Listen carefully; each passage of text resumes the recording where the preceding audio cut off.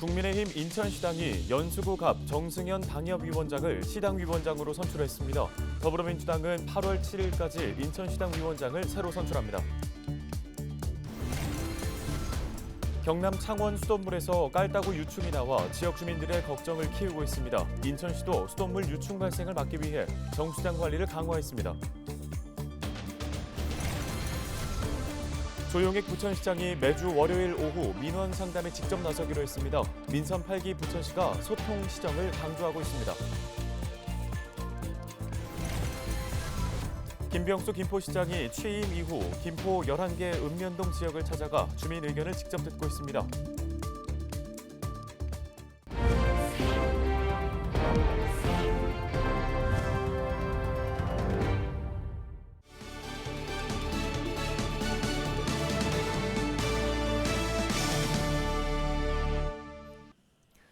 여러분 안녕하십니까? 헬로티비 뉴스입니다. 인천 경기 지역의 코로나19 신규 확진자 수가 감소했습니다. 21일 0시 기준 인천의 코로나19 신규 확진자 수는 3,939명으로 전날 4,412명보다 413명 줄었습니다. 지역별로는 부평 559명, 계양 380명입니다. 인천의 감염병 전담 병상 가동률은 22.5%, 중증 환자 전담 치료 병상 가동률은 7.6%입니다. 경기 지역의 코로나19 신규 확진자 수는 21일 0시 기준 19,503명으로 전날보다 1,859명 줄면서 2만 명대 밑으로 내려왔는데요. 지역별로는 부천에서 931명, 김포에서 665명이 확진됐습니다. 경기 지역 감염병 전담 병상 가동률은 25.6%, 중증 환자 병상 가동률은 19.7%입니다.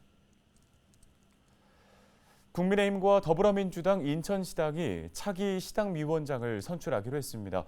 국민의힘은 이미 결정이 됐고요. 민주당은 다음 달에 예정돼 있는데요. 이와 관련해서 취재기자 연결해서 조금 더 자세한 이야기 들어보겠습니다. 송효창 기자와 연결되어 있습니다. 자, 먼저 국민의힘 결과 어떻게 나왔습니까? 네, 국민의힘 인천시당은 지난 20일이죠. 오전 9시부터 저녁 6시까지 대의원 1,000명을 대상으로 임기 1년의 새 시당위원장을 선출하기 위한 모바일 투표를 진행했는데요. 후보는 강창규 부평구을 당협위원장과 정승현 연수구갑 당협위원장 2명입니다. 강 위원장은 제5대 인천시의회 의장을 지냈고 윤석열 대통령 후보 중앙선대위 인천국민후원회장으로 활동한 바 있습니다. 정 위원장은 인하대 국제통상학과 교수로 재직 중이며 국민의힘 인천시당 수석 부위원장을 맡고 있습니다. 투표 마감 이후 양 후보 관계자가 모인 가운데 집계 결과를 발표했는데요. 그 결과 정승현 위원장이 차기 인천시당 위원장으로 최종 결정됐습니다. 정 위원장은 최근 대선과 지방선거의 승리가 당의 외연 확장으로 이어지도록 진정으로 소통하는 시당이 될 수 있도록 노력하겠다고 전했습니다. 네, 그럼 남은 건 민주당인데 언제 시당위원장을 선출합니까? 네, 민주당도 임기가 2년인 차기 시당위원장을 선출하기로 했는데요. 오는 8월 7일 시당 개편 대회를 열고 최종 선출하겠다는 계획입니다. 지난 20일까지가 후보 등록 기간이었는데요. 차기 시당위원장으로 거론됐던 재선의 서구갑의 김교웅 국회의원과 남동구갑의 맹성규 국회의원 등 2명이 후보로 등록했습니다.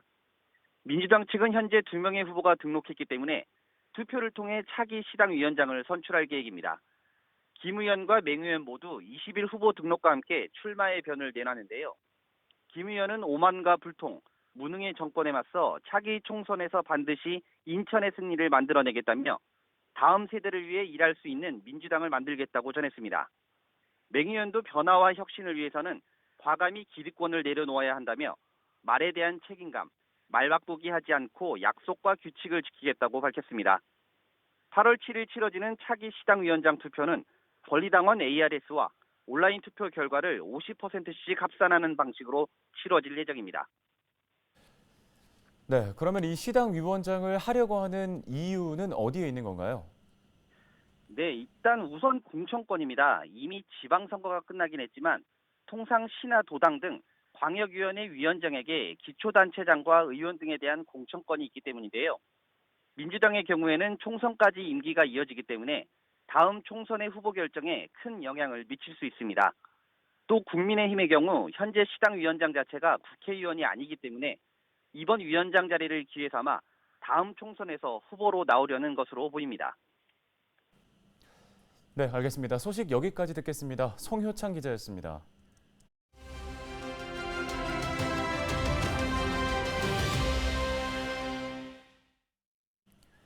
인천시가 2년 남짓 추진한 자체 매립지 조성 사업을 중단하고 대체 매립지 확보에 힘을 싣기로 했습니다.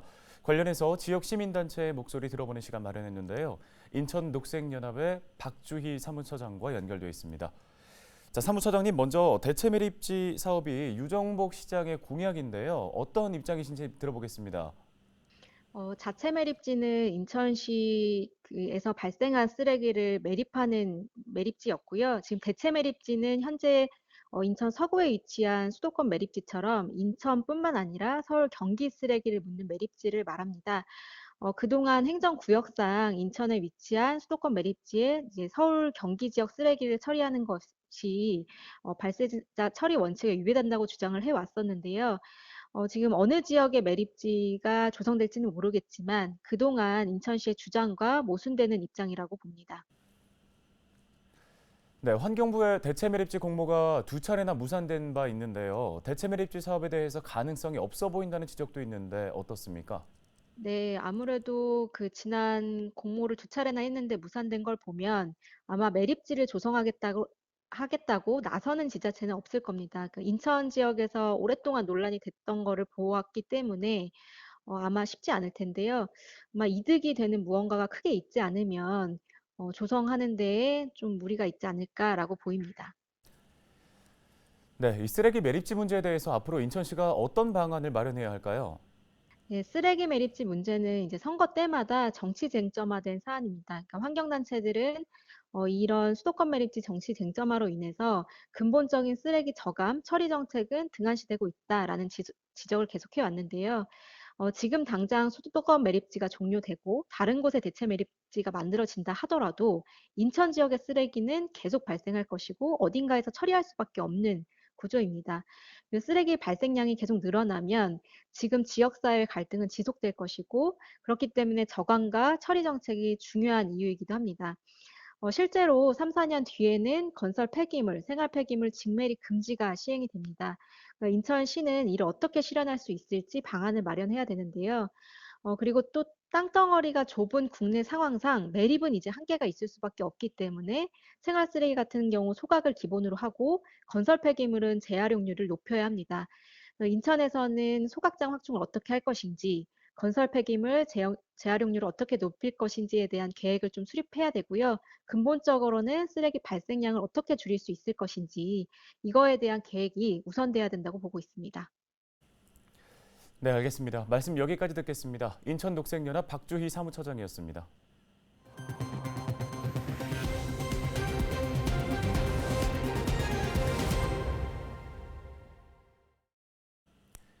경남 창원의 수돗물에서 깔따구 유충이 나오면서 지역 주민들의 불만이 높아지고 있습니다. 인천시가 수돗물 유출 발생에 대비하기 위해 정수장 관리 상황 점검에 나섰는데요. 유정복 인천시장은 지난 20일 공촌 정수장을 방문해 정수장 위생관리 실태와 운영 상황을 점검했습니다. 인천시의 경우 지난 2019년과 2020년 붉은 수돗물 사태와 수돗물 유충 사태를 각각 겪은 바 있죠. 이후 인천시는 문제 재발을 막기 위해 수돗물 위생관리 종합대책을 수립하고 정수 처리 공정 시설 개선에 주력해 왔는데요. 고도 정수 처리 시설 설치와 스마트 인프라 구축, 인천형 워터케어 서비스 추진, 노후 옥내 급수관 교체 사업 등을 실행했습니다.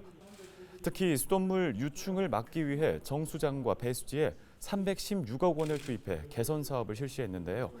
최근 창원 지역에서 유충 사고가 발생함에 따라 염소 소독 강화와 역세척 주기 단축 등 정수 처리 공정도 강화하기로 했습니다. 언제 어디서나 우리 인천의 수돗물을 시민들이 안전하게 안심하고 음용하고 사용할 수 있도록 해야 된다. 이것은 절대 과제다. 바로 이런 문제가 생기지 않도록 예방해 나가는 것이 우리의 가장 큰 주 임무예요. 물 문제 같은 경우 특히나 더더욱 그런 문제니까 모든 경우를 전부 다 점검을 해서 차질 없이 수돗물이 공급될 수 있도록 그렇게 해나갑시다. 다음 소식입니다. 이행숙 민선 8기 인천시 균형발전 정무부시장이 취임했습니다. 이신임 부시장은 21일 임용장을 받고 공식 활동을 시작했습니다. 인천시 최초의 여성 부시장이기도 한 이신임 부시장은 서구시설관리공단 이사장과 자유한국당 인천시당, 서구을 당협위원장 등을 역임했습니다. 이신임 부시장은 취임사에서 초일류 도시 인천을 조성하는 데 모든 역량을 집중하겠다고 포부를 밝혔는데요. 오는 29일 조직 개편이 완료되면 문화복지정무부시장으로 보직이 변경되며 앞으로 청년과 여성, 복지, 문화체육 관련 업무를 총괄하게 됩니다. 우리 시민들이 행복하게 만들 수 있는 이런 문화를 갖고 오는 게 문화도시 아니겠느냐. 그런 주문은 제가 개인적으로 생각해서 단계적으로 여러 가지 방침, 그리고 또 이제 시의회에도 제가 부탁을 할 건데, 그러니까 문화예술이나 이런 분들이 정말 한시적인 지원 말고 장기적으로 우리가 좀 편안하게 할 수 있는 예술 활동할 수 있는 지원 조례라든지 이런 것들에 대해서도 같이 논의할 예정입니다. 그래서 부천시가 매주 월요일을 시장과 함께하는 민원상담의 날로 정했습니다. 민원상담의 날은 매주 월요일 오후 4시 시청사 1층 민원실 내 종합상담실에서 열리고 국민신문고와 시 홈페이지를 통해 접수된 민원을 조용익 시장이 직접 면담할 예정입니다.